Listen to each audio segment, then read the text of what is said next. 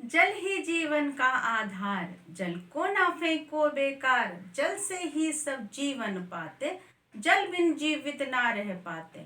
इसको ना फिर व्यर्थ बहाओ, जल के महत्व को पहचानो। सुप्रभात बच्चों। जल ही जीवन है। जल मनुष्य, पशु पक्षी, पेड़ पौधे सबके लिए बहुत ही जरूरी है। जल हमारे लिए अमृत के समान है। तुम लोग जानते हो बच्चों, हमारे शरीर के 70% भाग में जल मौजूद है। और ये जल हमें कहाँ से प्राप्त होते हैं? जल हमें नदियाँ, पोखर, तालाब, झील और बरसात के रूप में भी प्राप्त होते हैं। तो ये बरसात के रूप में जो जल प्राप्त होते हैं उसको तो तुम लोग जानते ही हो। कैसे प्राप्त होते हैं? जल चक्र के माध्यम से। तो आज हम बरसते जल के रूप अनेक के बारे में पढ़ेंगे, जो तुम्हारे पाठ संख्या 3 में है, जिसके लेखक हैं शिव शंकर जी। तो बरसते जल के कौन कौन से 3 रूप के बारे में आज हम लोग पढ़ेंगे। पहला रूप है ओले, दूसरा है पाला और तीसरा है हिमपात। तो बरसते जल के 3 रूपों के बारे में आज हम लोग पढ़ेंगे, ओले, पाला और हिमपात के बारे में। तो बच्चों, ये तीनों के बारे में जानकारी एक कहानी के माध्यम से दी गई है। तो चलो बच्चों, कहानी की शुरुआत करते हैं। तो कहानी ऐसी है कि राघव, परमित, जफर और अमन 4 दोस्त अमन के घर के बाहर ही एक छोटे से मैदान में गेंद से खेल रहे थे। और अमन के दादाजी घर के बरामदे में खड़े होकर बच्चों को देख रहे थे। और वो बहुत खुश थे क्योंकि चारों बच्चे आपस में मिलजुल कर खेल रहे थे। तभी अचानक आसमान में काले काले बादल छा गए। बादलों की गड़गड़ाहट शुरू हो गई और बिजली भी चमकने लगी। तभी दादाजी ने इशारे से बच्चों को वापस आने को कहा। और अमन की नजर तभी पड़ी दादाजी पर। तो उसने कहा कि चलो चलो चलो, दादाजी बुला रहे हैं, घर वापस चलते हैं, नहीं तो फिर बारिश हो रही होगी। तो ये सुनकर चारों दोस्त घर की तरफ, अमन के घर की तरफ दौड़ पड़े। तभी राघव के गाल पर टप से कुछ गिरा। तो राघव ने ये देखा कि ये गोली सा क्या है, सफेद रंग का। लेकिन तीनों दोस्तों के पास इसका जवाब नहीं था।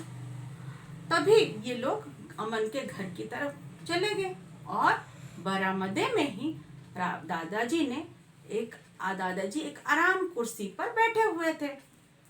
और दादाजी ने कहा, बच्चों जानते हो, आज बहुत दिनों बाद ओले पड़ रहे हैं, तुम लोग सब वापस आ गए, नहीं तो सिर पर टपाटप होती। तो बच्चे दादाजी की इस बात को सुनकर खिलखिलाकर हंस दिए। बच्चों ने पूछा कि दादाजी, जिस ओले का जिक्र आप कर रहे हैं वो ओले क्या है? तो दादाजी बताना शुरू करते हैं कि वायुमंडल में विद्यमान जल की बूंदें, विद्यमान का मतलब बच्चों यहाँ पर है उपस्थित होना या मौजूद होना,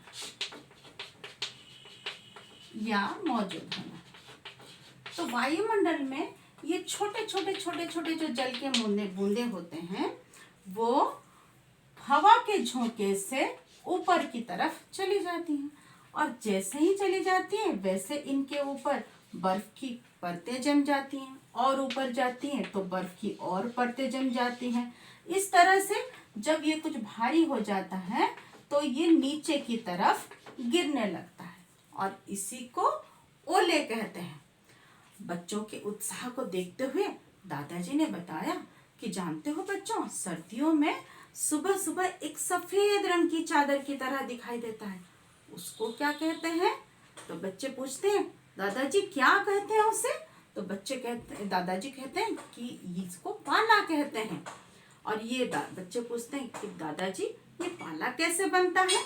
तो दादाजी कहते हैं कि ठंड अधिक पड़ने से हवा में मौजूद भाप जम जाती हैं और ये बर्फ के चादर के रूप में दिखाई देता है, इसी को पाला कहते हैं।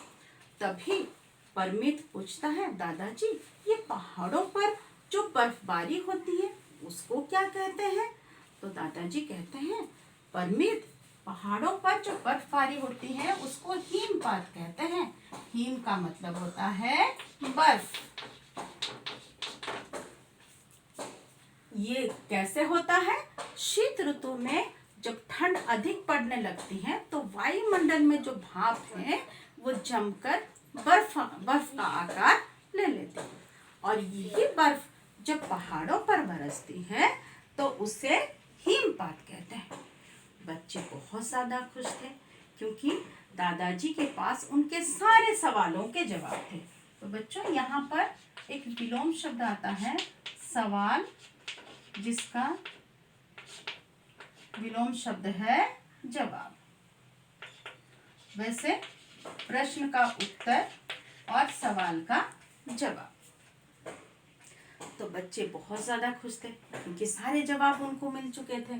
ओले के बारे में जानकारी मिली, पाला के बारे में जानकारी मिली और हिमपात के बारे में जानकारी उनको मिल गई। तभी बच्चों के लिए गर्मा गर्म पकोड़े और दादाजी के लिए चाय आया। बच्चों ने गर्मा गर्म पकोड़े का मज़ा लिया। तुम लोगों को भी तो पकोड़े अच्छे लगते हैं ना बच्चों? अभी तो घर में तुम लोग मम्मियाँ बना रही होंगी, तुम लोग खा रहे होंगे, ठीक है? तो आज हम इस कहानी के माध्यम से बरसते जल के 3 रूपों के बारे में जानकारी हासिल की, ओले, पाला और हिमपात। बच्चों, इन तीनों को अच्छी तरह से पढ़ना। ये कैसे बनते हैं, ये क्या होते हैं, इनके बारे में तुम लोग अच्छी तरह से इसको याद रखोगे, शब्दार्थ भी याद रखोगे। और बच्चों, और एक बात है, अंत में ये कहना चाहूँगी, जल ही जीवन है। जल को हमें व्यर्थ नष्ट नहीं करना चाहिए। जितनी आवश्यकता हो उतने ही जल की व्यवहार करना चाहिए। तो फिर मिलते हैं बच्चों अगली कक्षा में। धन्यवाद।